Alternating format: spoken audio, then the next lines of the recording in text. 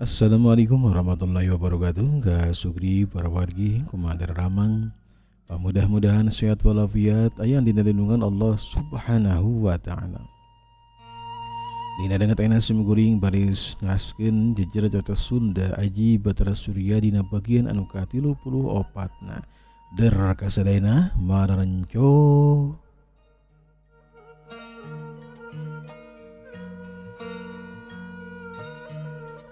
Mangsa alam harita Panon poe geus lingsir ngulon. Ade si Wira manehanana ngarasakeun kasedih. Tapi ku bajuron terus-terusan bae dina lemu sangkan kesedihna si Wira teh ngurangan. Ya tongtong nama si Wira jeung bajuron teh ngobrol we. Nyaritakeun pengalaman masing-masing. Puguh we bajuron kacida mungahna lantaran ayeuna mah si Wira teh geus jadi jalma anu bisa kana ilmu silat. Anakna oge nyatana Nyi Anis geus bisa kana ilmu silat.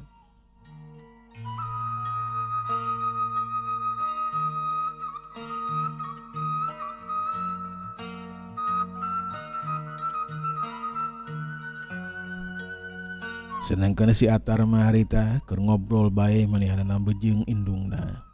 Nyaritakeun sakabeh kajadian-kajadian dina waktu guguru ilmu panemu jampe pamake ka Akiramba Surya.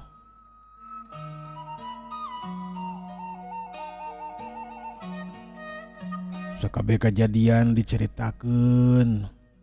Ayeuna mah geus boga ilmu cenah anu anyar. Nyatana ilmu strum angin teh ilmu jarak jauh anu sakitu hebatna.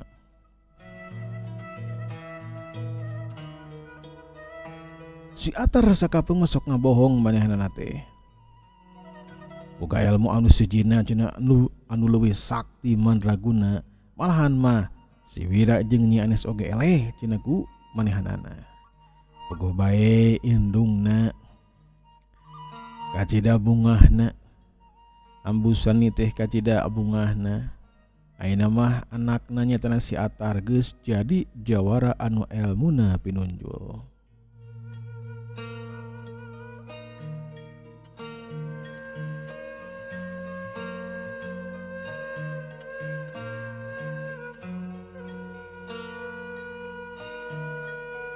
Nyarelekna mangsa alam tega caturkeun para kaum dangu. Mangsa alam beurang teh harita geus kagantian ku mangsa alam poek. Mangsa anu sakedeung diasup kana wanci peuting. Dina wanci magrib harita si Wira geus saged manehanana mah rek ka masjid ibaturan ku Bahjuron. Rakyat lemur nangklok oge harita arindit nyatana ka masjid atau ka masjid. Batur-baturna si Wira geus sarua harita ka masjid. Untung bae di lemur eta teh masjidna lumayan we sakitu mah gede bisa asup jalma rea. Tapi lamun kabehanana mah datang kadinya ka masjid wah tangtu moal cukup. Anu ngajalankeun salat magrib teh memang di masjid mah henteu loba. Sawareh mah aya anu ngajalankeun salat magrib teh di imahna masing-masing. Ya kitu teh we para kaum dangu aya nu getol, aya nu henteu pan kitu nya. Jelema mah aya nu getol ka masjid, aya nu henteu, aya nu getol salat tapi di imah. Loba samodel kitu oge. Dina zaman harita ge sarua para kaum dangu. Tapi Bahjuron henteu petot-petot ngajakan kasakur jalma sangkan ngajalankeun kewajibanana. Rek lalaki rek awewe, rek budak rek aki-aki, kabeh ge kudu ari kana salat mah. Nyaeta mah rek di masjid berjamaah atawa di imahna masing-masing.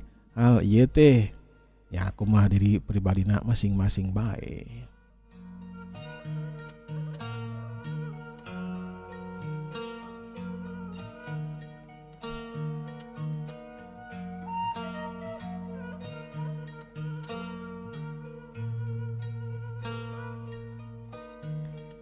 Sanggeus rengsing ngejalankeun salat maghrib berjamaah. Si Wira harita ngadekul manehanana teh wiridan. Malahan mah mundajat kuna kawasa sangkan buru-buru panggih jeung indungna. Terus munajat menekan ka manteng. Hate si Wira beki leuleus bae. Manehanana makin tungkul dibandingkeun jeung si Atar. Si Atar mah makin deungeh manehanana mah. Makin loba aksi, loba gaya, malahan mah ka si Aji, ka Juno jeung si Pokam. Oge Atar masuk nembongkeun ilmu anu hade. Ilmu anu pinunjul. Pogoe atuh Aji, Juno jeung si Pokam teh katajieun hayang diajar ilmu silat ka si Atar. Ari si Wira mah makin tungkul bae, makin deket ka pangeran, hayang panggih jeung anu jadi indungna. Sarengsena wiridan dina wanci maghrib teh diteruskeun dina wanci isya anak berjamaah. Terus sabadana ngejalankeun salat isya berjamaah, si Wira masih keneh bae manehanana mah aya di masjid ngadekul munajat ka anu kawasa sangkan manehanana teh papanggih jeung anu jadi indungna.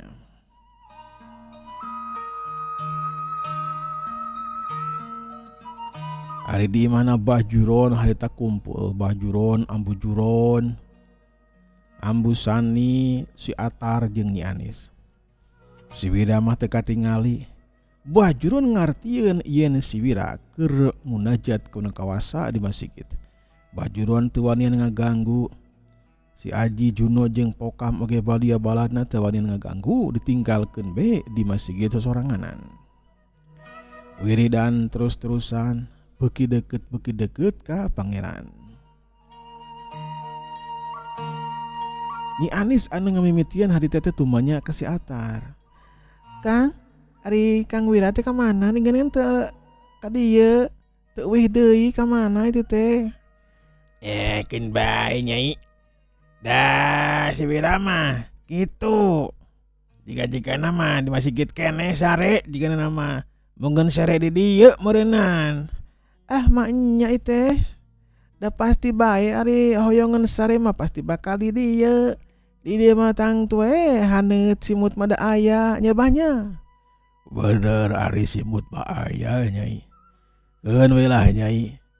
Ari gua abah katingali mah jang Wira teh keur munajat ka nu kawasa, keur wiridan be cita tadi oge. Keun we teu kudu diganggu.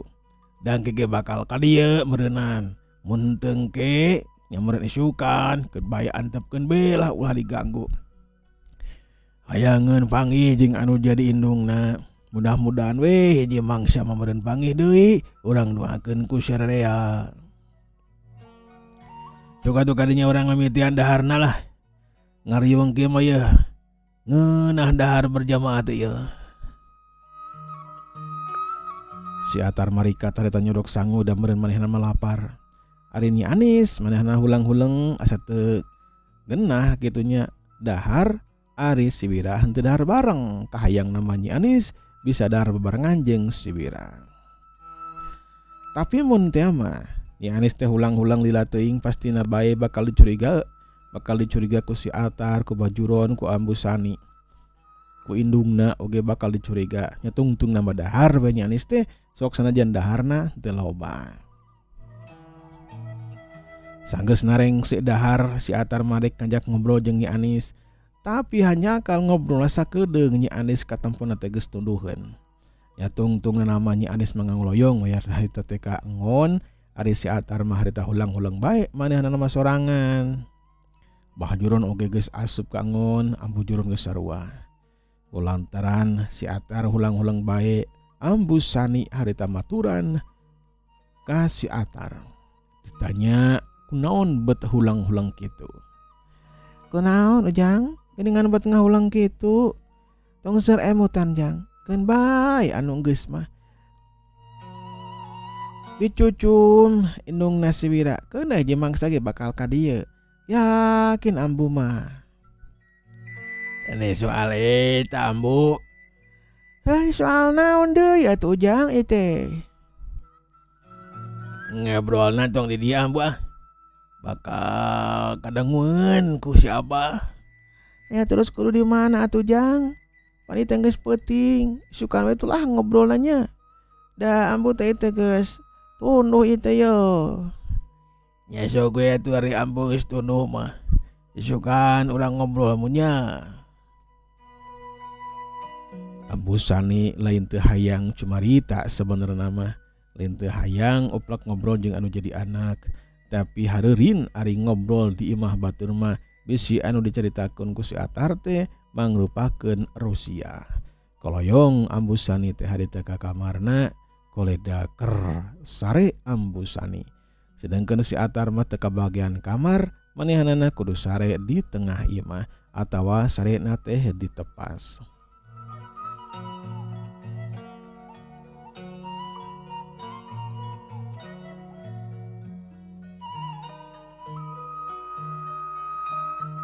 Mangsa alam peuting eta memberikan kajempling taya saurang oge anu ngulampreng di lemur nangklok kabehanana ge tibra sarare ngambah kana alam pangimpianana.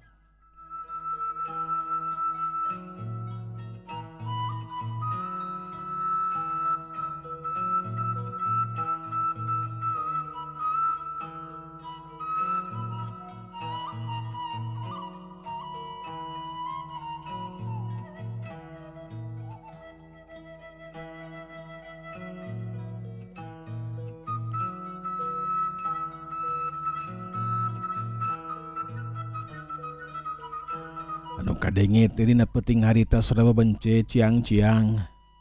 Sora bangkong mah. Sora manuk. Nyatana manuk anu sok peuting di sadana.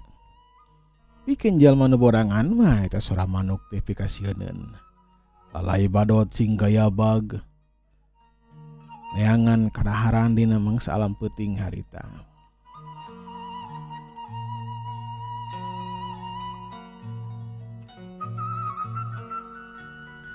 Sunengkeun di masjid. Ari teh siwira keur ngadekul be manehna mah. Wiridan, maca istighfar mah, maca sholawat mah, maca itu maca ieu sagala dibaca ku manehanana. Aya deui anu dipenta ka Allah teh sangkan bisa papanggih jeung anu jadi endungna.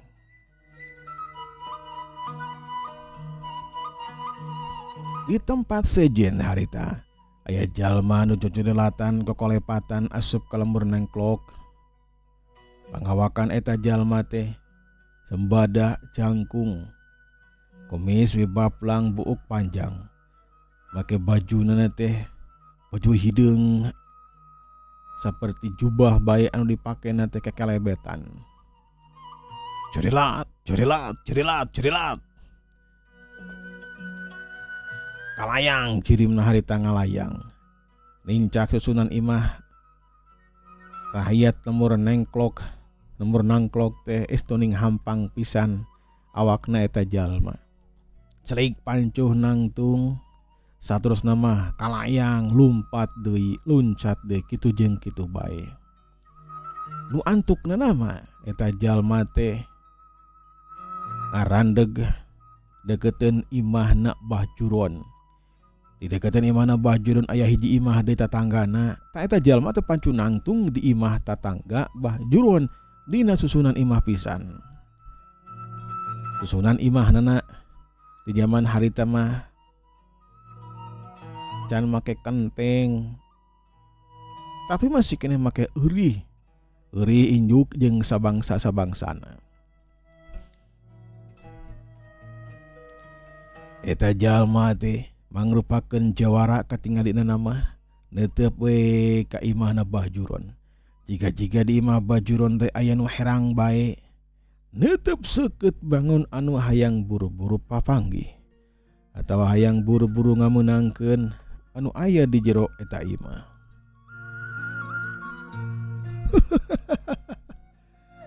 Jika nama iya ya imahna ya.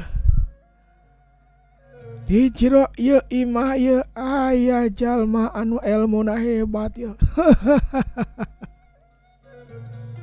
Hiji mah awewe ieu geulis ya. Hiji mah lalaki. hayang ngajajal kena ilmu na. Wah. Jika-jika na membakar rame yo. Reketek eta jalma teh ngawatek ilmuna. Ilmu tenaga lapis na digunakeun. Harita cuma harita ditujukeun ka si Atar, ditujukeun harita ka Nyi Anis anu keur ngagebrak sare. Hei anu keur molor. Dewek si Gagak, si pecut api, rek nangtang tarung ka Andika. Hei Jajaka, hei anu gelis keluar di imah. Dewek ngajak izin wawasin, sok buru keluar. Mun teu keluar, maka imah-imah di ieu lembur rek dianjurkeun.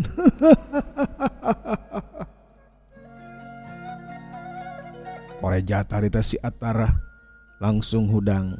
Nyi Anis oge harita langsung hudang. Si Atar jung nangtung terus mukakeun panto. Ayahna mah da cicingna memang didinya di deketan lawang panto. Brai panto muka. Rikat eta panto ditutupkeun, jeung si Atar harita keluar. Si Atar ngalieu ka luhur. Jeung kalayang jirim si Atar harita loncat.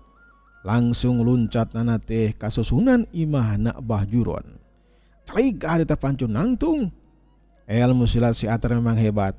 Teka denge sorakna ku bakatingku hebat ilmu ringan tubuhna.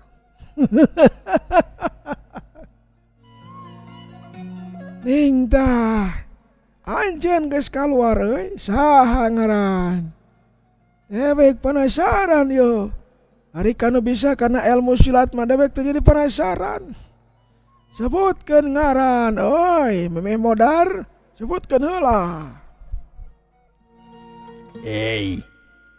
Dewek anu katelas Atar jago numpang sakit, jago numpang saktina di lembur. Anjeun ulah macam-macam, bisi sungut dibebekeun ku dewek. War. Agara panggih buat wani nyarita kitu ka dewek euy. Mun nya dirinya lalaki lanang jagat mah yo urang buktikeun. Urang tarung tutumpuran jeung dewek. Tapi tong di dieu euy kurang laluasa tarungna. Tuturkeun dewek. Cerilat harita. Si Gagak si pecut api langsung ngajerilat ngablesat ngalayang jirimna. Si Atar oge makin penasaran harita yang ngajajal kana ilmu kesaktianana langsung ngajerilat ngablesat. Cileng cerilat.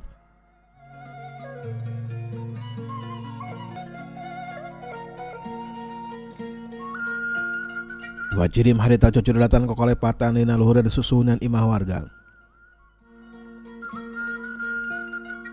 Ari Nyi Anis oge harita geus kaluar ti jero imah. Pantu ditutupkeun langsung harita ngajerilat ngablesat ninggalkeun imahna nyusul ka si Atar jeung si Gagak anu geus lumpat ieulang. Tilu jirim harita cocorilatan kokolepatan anu dituju ku si Gagak si pecut api nyatana pileubeungan. Manehanana hayang tarung di pileubeungan sangkanlah lega, sangkanlah luasa. Terilah para kaum dangu si Gagak harita geus tepi we kana tempat anu meurnah didinya lega. Memang jujukutan mah teu rapih. Dina harti eta jujukutan teh anu jerangkung anu paranek. Tapi pikeun si Gagak, pikeun si Atar mahal eta teh lain jadi halangan. Curilat celik. Dua jirim harita geus pancun nangtung. Si Gagak harita nulak cangking aksi naker. Sedangkan si Atar sarua harita nulak cangking aksi naker malahan mah manehanana harita danga. Sedangkan Nyi Anis harita ngawaskeun ti kaanggangan manehanana mah pancun nangtung dina dahan tangkal kai. Rada anggang tidinya tapi manehanana bisa nyaksian kalawan jelas tingkah laku gurak kerikna si Gagak si pecut api jeung si Atar. Nyi Anis harita diuk manehanana teh ucang angge sagala. Sok sanajan dina tempat anu luhur pikeun Nyi Anis mah lain halangan pikeun dirina. Ilmu kesaktian Nyi Anis memang geus hebat, geus luhur. Si Gagak si pecut api ge can tangtu bisa ngelehkeun Nyi Anis. Tapi lamun ngelehkeun si Atar mah bisa jadi lantaran si Atar masuk gegabah ceroboh dina ngelakukan tindakan.